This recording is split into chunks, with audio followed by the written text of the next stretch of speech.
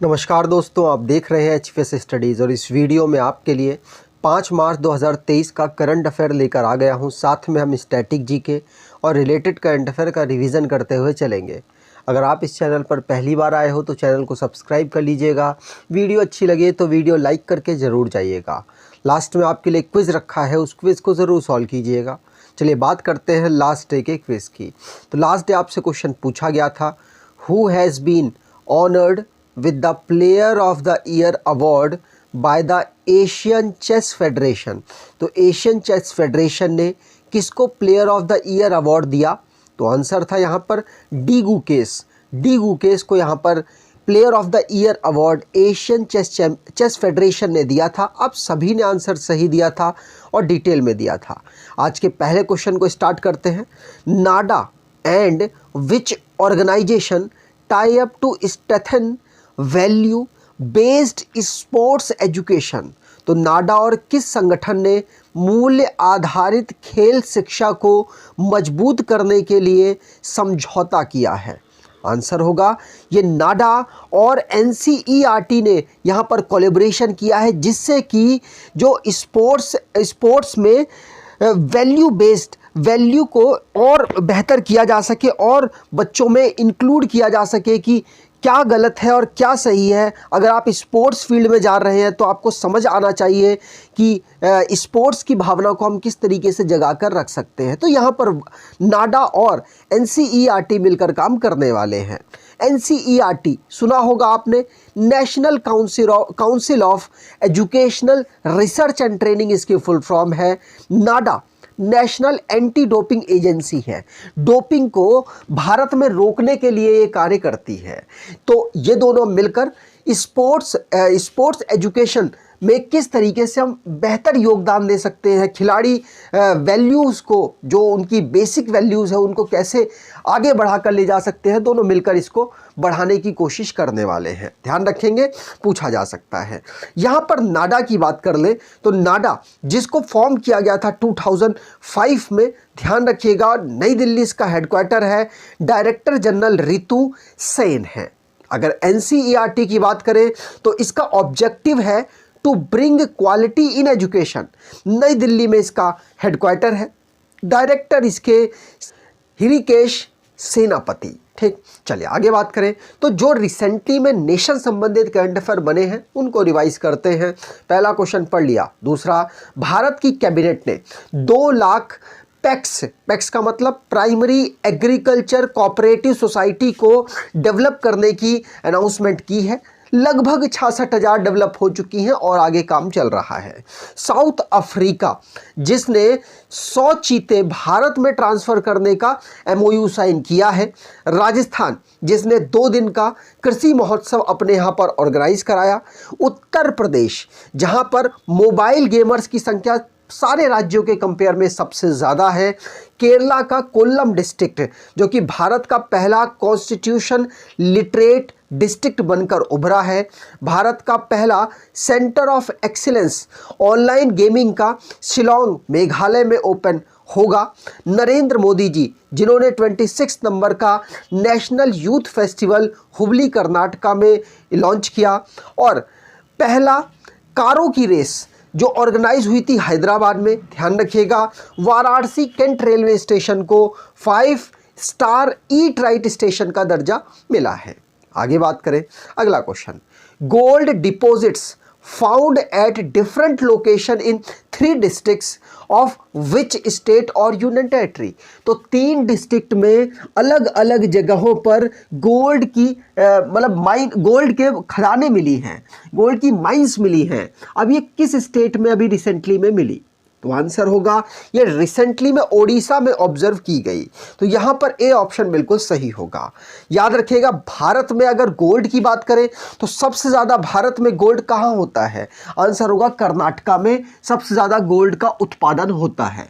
लेकिन जब यहाँ बात करेंगे, 3 अभी रिसेंटली 3 स्टेट्स में अलग अलग जगहों पर माइंस मिली हैं गोल्ड की, तो वो ओडिशा राज्य है जहाँ के देवगढ़ और क्योंझार मयूरभंज, इन 3 जगहों पर, 3 डिस्ट्रिक्ट में अलग अलग जगहों पर गोल्ड माइंस मिली हैं। ये announcement steel and mines minister जो इस समय पर प्रफुल्ला कुमार मलिक हैं उनके द्वारा की गई। ठीक, चलिए, और वो स्टेट के मंत्री हैं, ये ध्यान रखिएगा।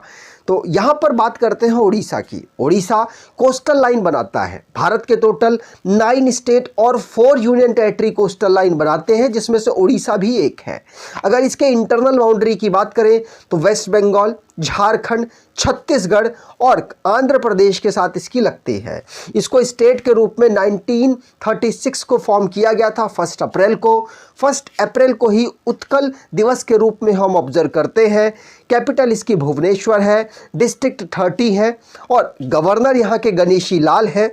चीफ मिनिस्टर नवीन पटनायक है। लेजिस्लेचर जो यूनिकैमरल है, जहां की असेंबली में 147 सीट्स, लोकसभा में 21 सीट्स, राज्यसभा में 10 सीट यहां से आती हैं। यहां के हाई कोर्ट को उड़ीसा हाई कोर्ट कहते हैं, जो कि कहां अवेलेबल है? कटक में अवेलेबल है, ध्यान रखिएगा।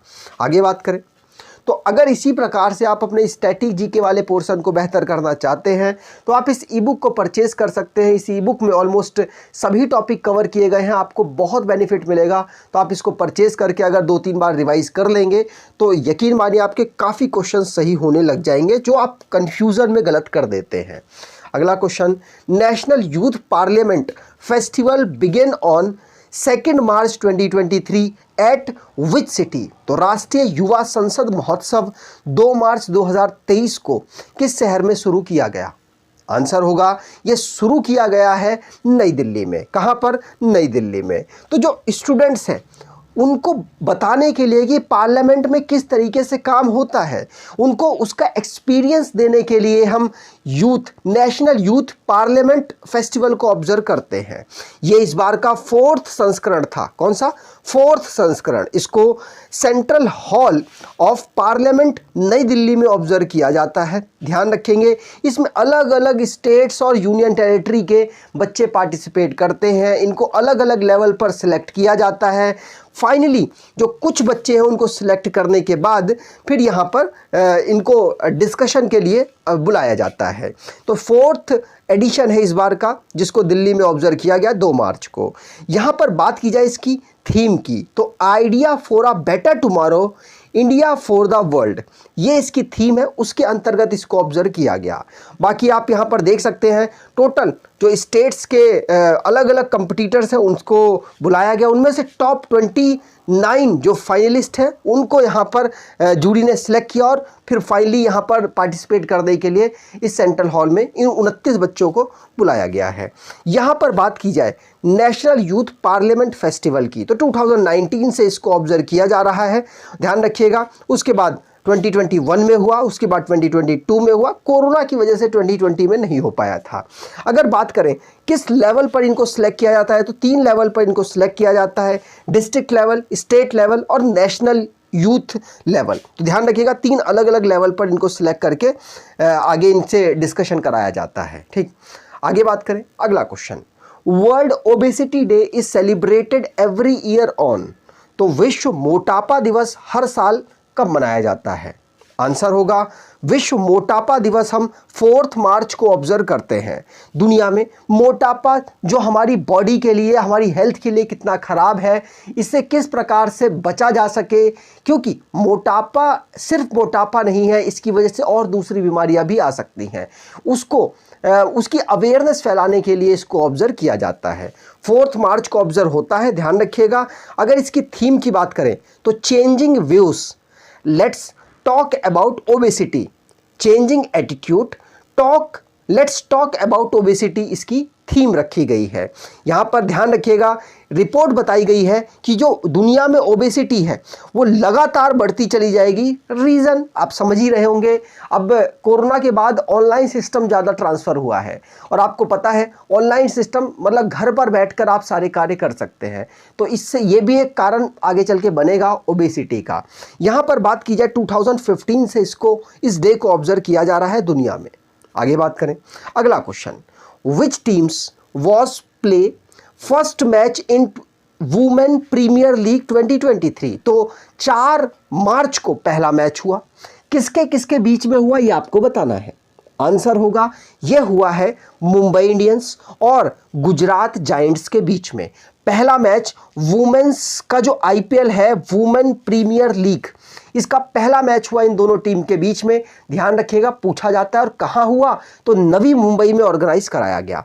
ध्यान रखेंगे, यहां पर बात की जाए तो Women Premier League BCCI organise करा रही है, आपको मालूम होना चाहिए। पहला मैच मुंबई इंडियंस और गुजरात जायंट्स के बीच में 4 मार्च को ऑब्जर्व हुआ डीवाई पाटिल स्टेडियम नवी मुंबई में। अगर बात करें फाइनल की तो 26 मार्च को इसका फाइनल होने वाला है मुंबई में।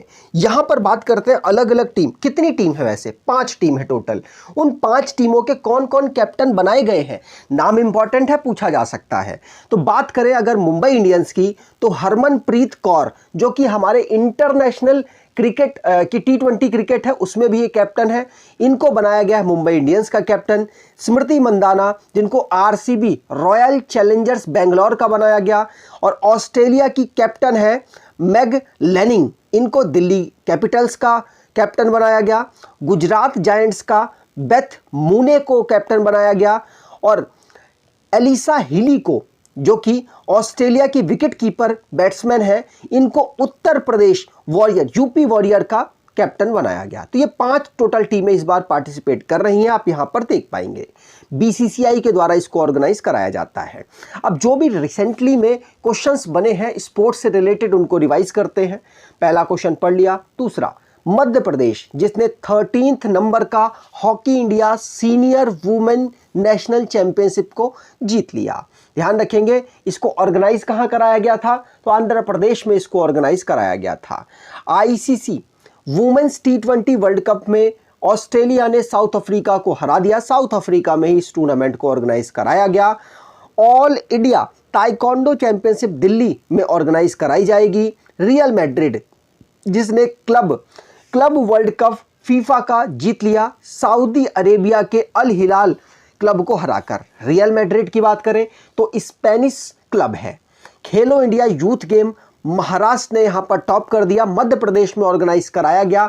इसमें टोटल 161 मेडल महाराष्ट्र को मिले, जिनमें से 56 गोल्ड मेडल थे।